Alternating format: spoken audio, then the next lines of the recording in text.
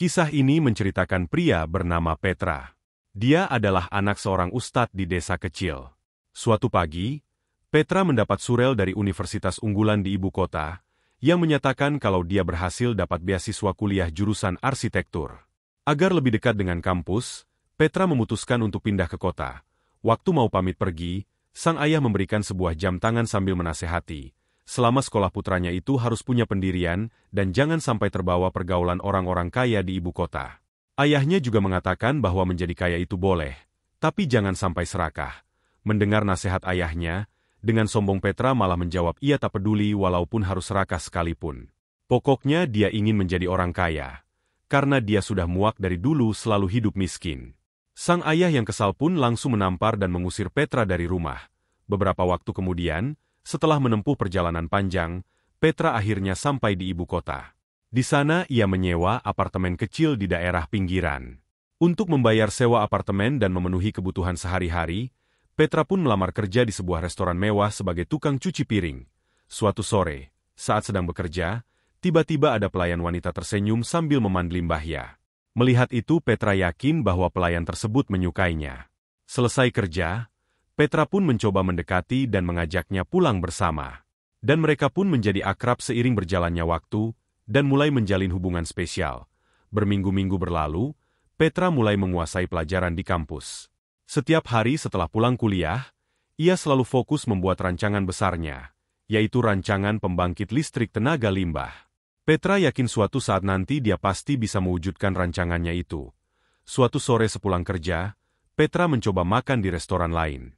Ia berharap dengan makan di restoran tersebut, dia jadi bisa berteman dengan orang kaya. Setelah mengumpulkan keberanian, Petra mencoba mengajak ngobrol salah satu pengunjung bernama Ivan. Petra bercerita kalau sekarang dia sedang mengerjakan rancangan pembangkit trik tenaga limbah. Meski masih kuliah, tapi Petra berani menjamin rancangannya pasti akan sukses. Namun sayangnya Ivan sama sekali tak tertarik dengan semua ocehannya. Alhasil Petra harus pulang dengan rasa kecewa.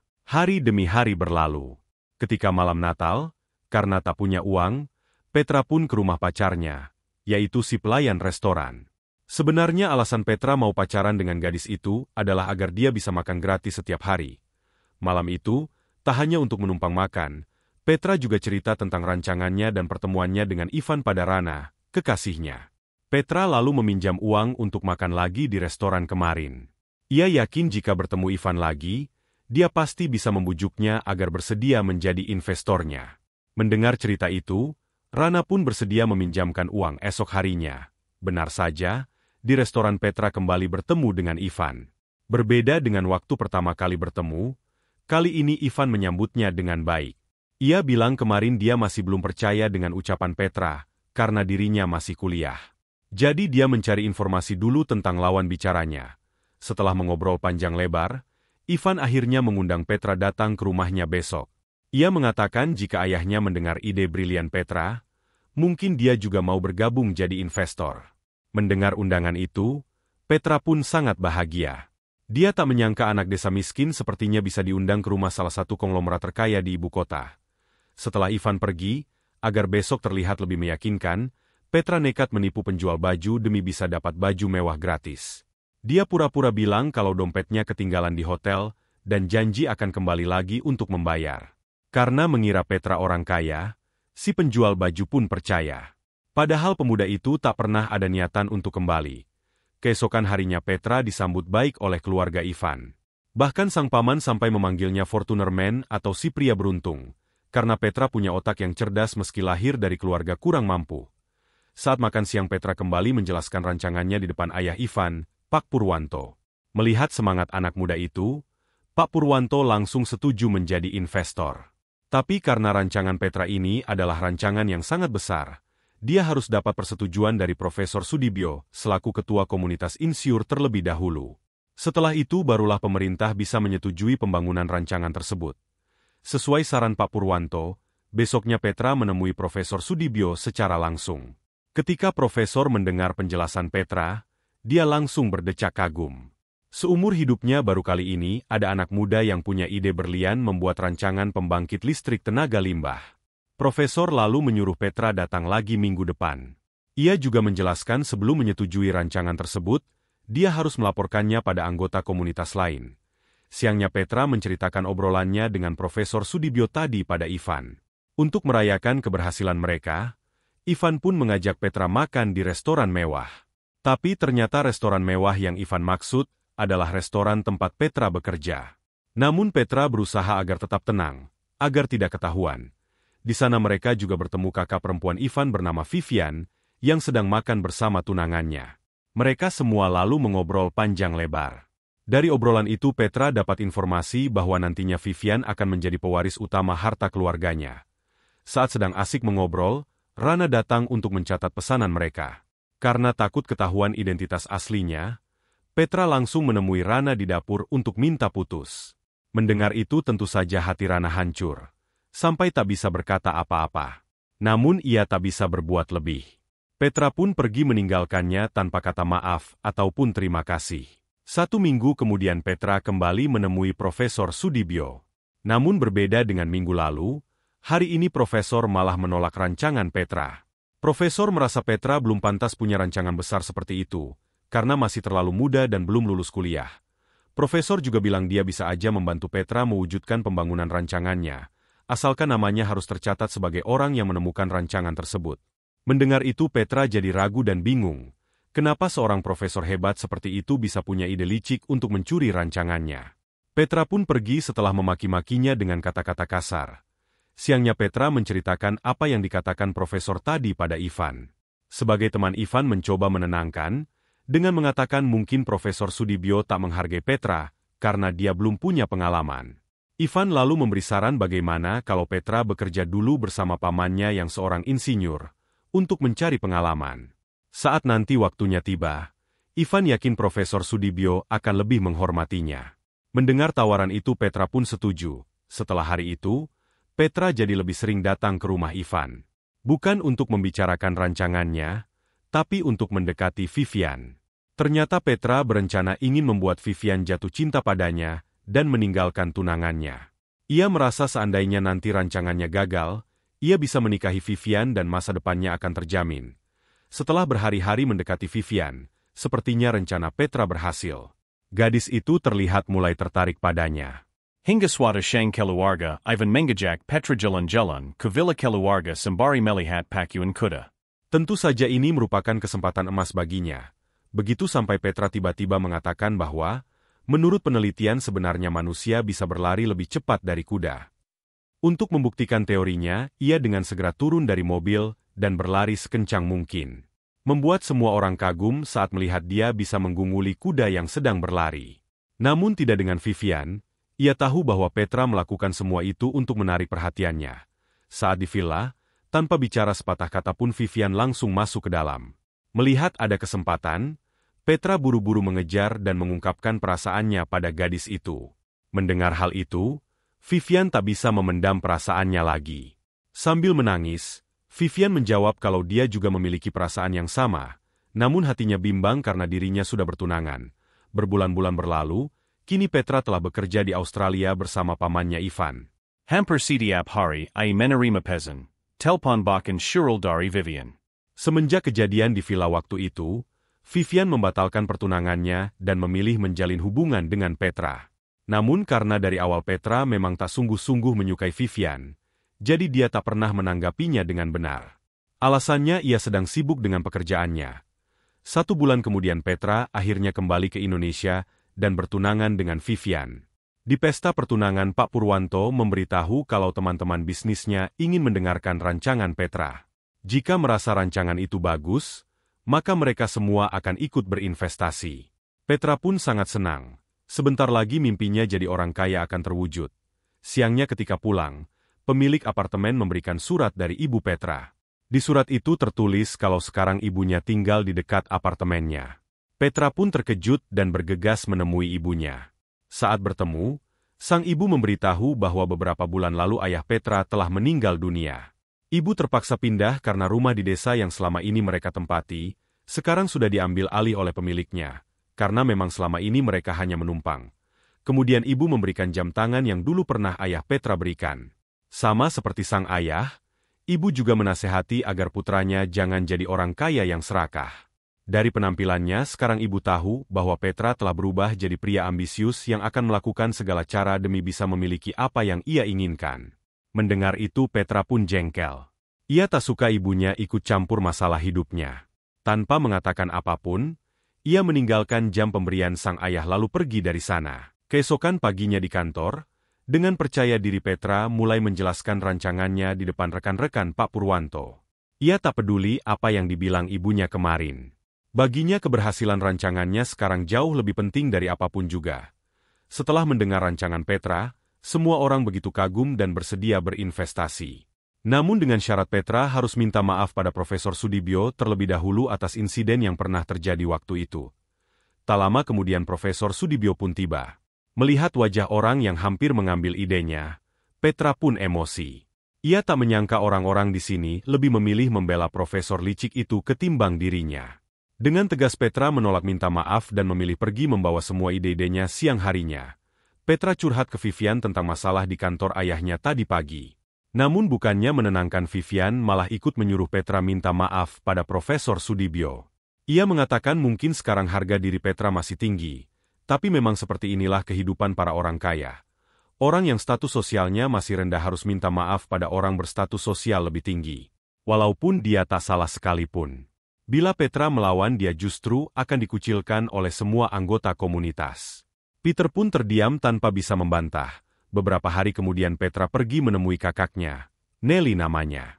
Kakaknya ini adalah seorang guru agama di sekolah dasar pinggir kota. Peter ke sana karena kakaknya memintanya datang karena ada hal penting. Ternyata Nelly memberitahu Peter bahwa kemarin ibu mereka baru aja meninggal dunia. Nelly juga memberikan sebuah paket untuk adiknya dari sang ibu. Mendengar berita itu Petra agak syok. Meski selama ini dia terlihat tak menyukai keluarganya. Namun jauh di lubuk hatinya Petra sangat menyayangi orang tuanya. Nelly lalu menjelaskan besok jenazah ibu mereka akan dimakamkan di desa tempat tinggalnya dulu. Kalau Petra tak sibuk, ia ingin adiknya itulah yang mengantarkan jenazah ibu mereka ke tempat peristirahatan terakhir malamnya. Petra terus memikirkan permintaan kakaknya. Selama hidup di ibu kota dia terus melangkah maju tanpa rasa ragu sama sekali. Tapi kali ini perasaannya seperti diaduk-aduk. Petra kemudian membaca surat dari ibunya. Di surat itu sang ibu berpesan agar Petra kembali menjadi anak penurut yang taat beribadah seperti dulu.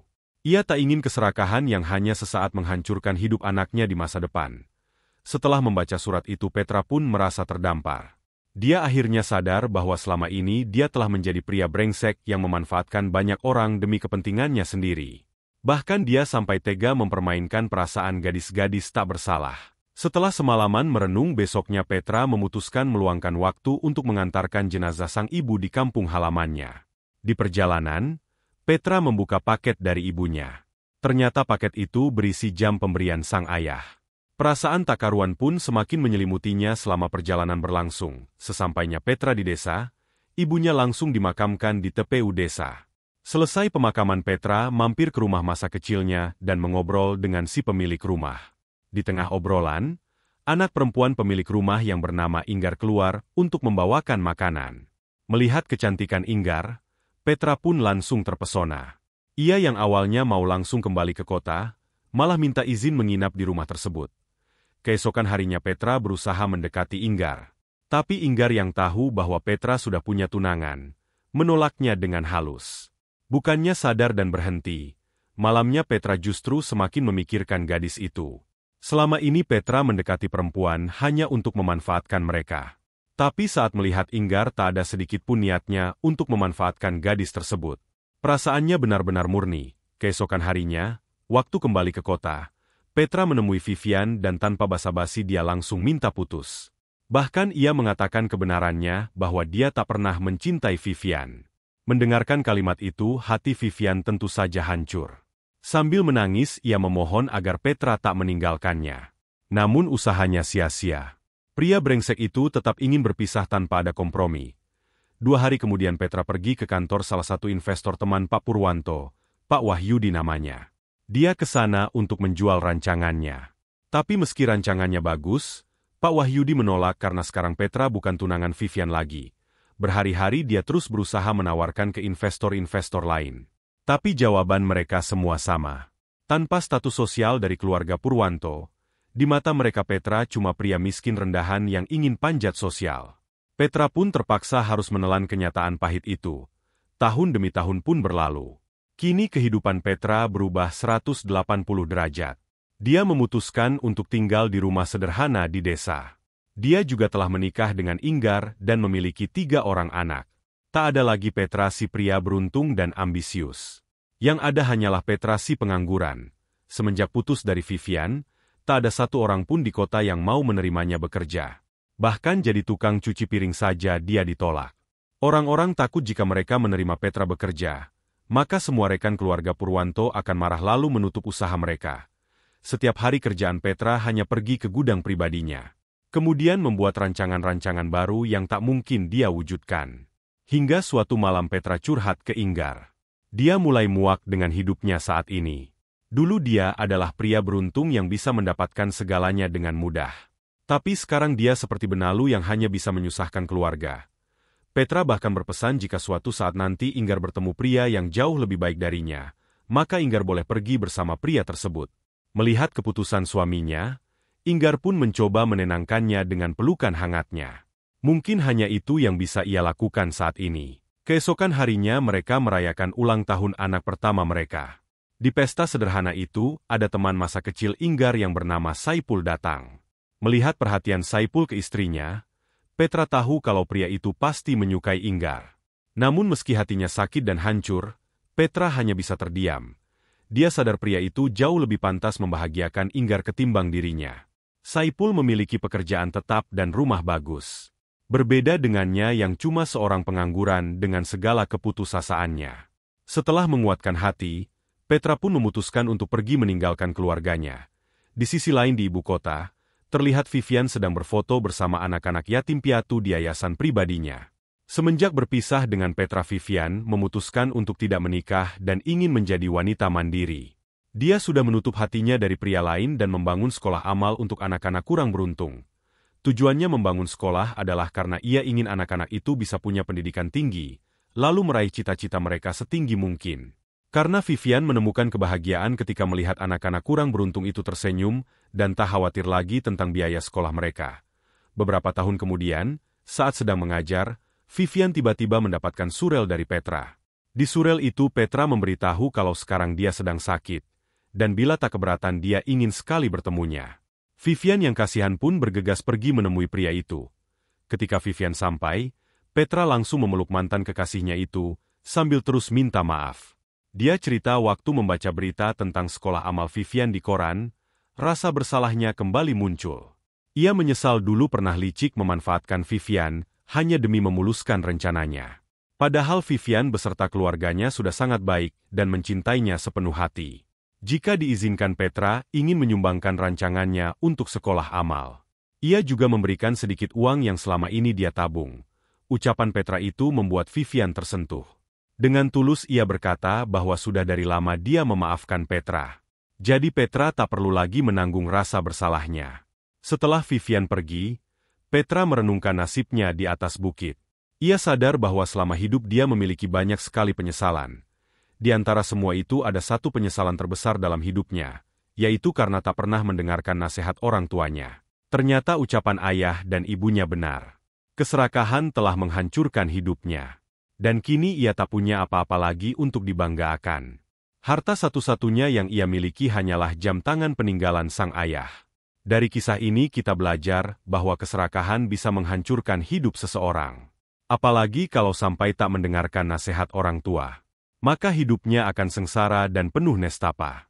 Karena tidak semua orang memiliki kesempatan kedua. Bagaimana menurut kalian? Tulis pendapat kalian di kolom komentar ya.